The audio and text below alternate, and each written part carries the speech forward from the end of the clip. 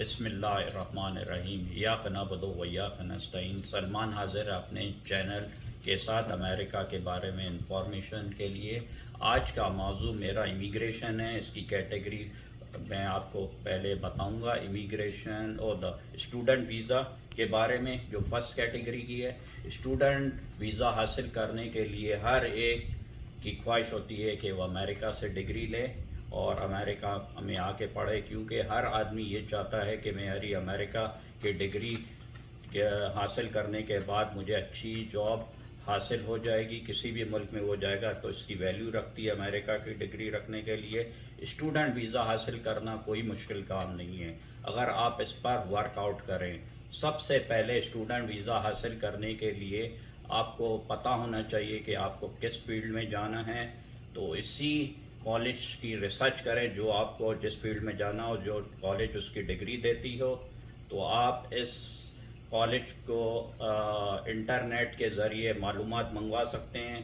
बहुत सी कॉलेज आपको आइल्स मांगती है, कोई सेट मांगती है, कोई टॉफिल मांगती है और उसका स्कोर भी बताती है कि आपको कितना स्कोर लाना है टेस्ट में। आप उसके स्कोर लाने के बाद आप एग्ज़ाम क्लियर करते हैं टॉफिल का।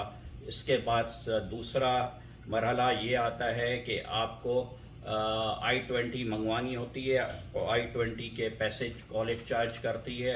I-20 मंगवाने के बाद आपका वीज़ा प्रोसेस होता है।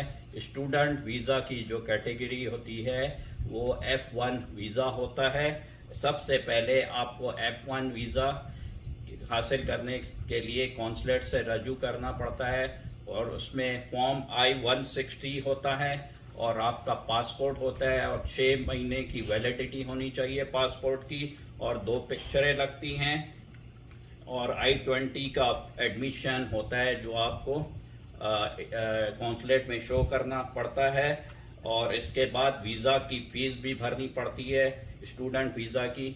और आपको बैंक स्टेटमेंट स्ट्रॉन्ग होना चाहिए इसके लिए, क्योंकि अगर आपका बैंक स्टेटमेंट अच्छा नहीं होगा तो आपको वीज़ा मिलने के चांसेस कम होते हैं। क्योंकि बैंक स्टेटमेंट ही एक ऐसी चीज़ है, क्योंकि स्टूडेंट को फाइनेंशियली मजबूत होना चाहिए ताकि वो प्रूफ कर सके कि आपका पास इनफ फंड्स हैं, आप कॉलेज की फ़ीस दे सकते हैं।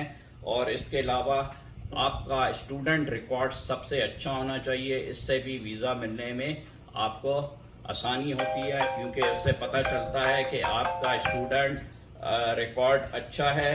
तो कॉन्सुलेट इसको देख के भी आपको वीज़ा दे सकता है। अगर आपके पास स्कॉलरशिप अमेरिका की मिली है, स्कॉलरशिप मिली है तो उसका प्रूफ भी आप लगाएं तो वो भी आपको वीज़ा मिल जाएगा। और अगर आपको कॉलेज में एडमिशन मिल गया है तो आपके पास बहुत सारे अच्छे फंड्स हैं, फाइनेंशियली एड्स मजबूत हैं, तो आप पूरे साल की फ़ीस भर देते हैं। तो इससे भी कॉन्सुलेट सेटिस्फाई हो जाता है कि इसके पास काफ़ी फंड्स हैं, वो अफोर्ड कर सकता है कॉलेज में। वरना ये ज़रूरी नहीं है कि आप पूरे साल के भरें, ये ऑप्शनल है। इसके अलावा ओरिजिनल ट्रांसक्रिप्ट आपको ले जाने पड़ते हैं कॉन्सुलेट में, वो शो करने पड़ते हैं जो आपको ये बताते हैं कि आप के मार्क्स वगैरह हर चीज़ कितने हैं। और सबसे इम्पोर्टेंट चीज़ जो है कॉलेज द स्टूडेंट वीज़ा के लिए, आपका फाइनेंशियल एड बहुत ही अच्छा होना चाहिए और 3 साल के टैक्स आपको शो करने होंगे, जिसमें आपको ये बताना होगा कि आपकी इनकम कितनी होती है। और आप इसके अलावा बैंक स्टेटमेंट भी आप शो करें और जितनी भी आपके एसेट्स वगैरह है, जो भी आपको स्पॉन्सर कर रहा है उसके एसेट्स, तो बैंक गारंटी, तो ये चीज़ें अगर आप शो करते हैं और कॉन्फिडेंस के साथ आप इंटरव्यू दें।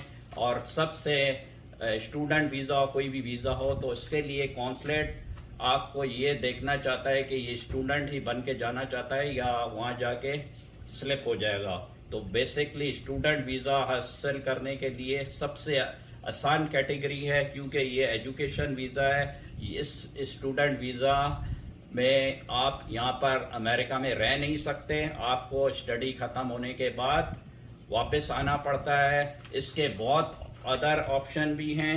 अगर आप स्टूडेंट के दौरान स्टडी ख़त्म करने के बाद अगर अमेरिका में रहना चाहते हैं, तो अगर आपको जॉब मिल जाती है तो वही कंपनी आपको ग्रीन कार्ड वगैरह दिला सकती है। तो इस तरह आप अमेरिकन रेजिडेंट या सिटीज़न बन सकते हैं। तो और इसके अलावा दूसरे तरह अगर कोई स्टूडेंट यहाँ आता है, कोई शादी कर लेता है, तो वो इसी तरह रेजिडेंट बन सकता है। इसके अलावा और कोई दूसरा तरीका नहीं है। तो ये आपको मेरी वीडियो पसंद आई होगी। तो इंशाअल्लाह कल मैं दूसरी इमिग्रेशन की कैटेगरी के साथ हाजिर होऊंगा। तब के लिए इजाज़त दें। खुदा हाफिज़।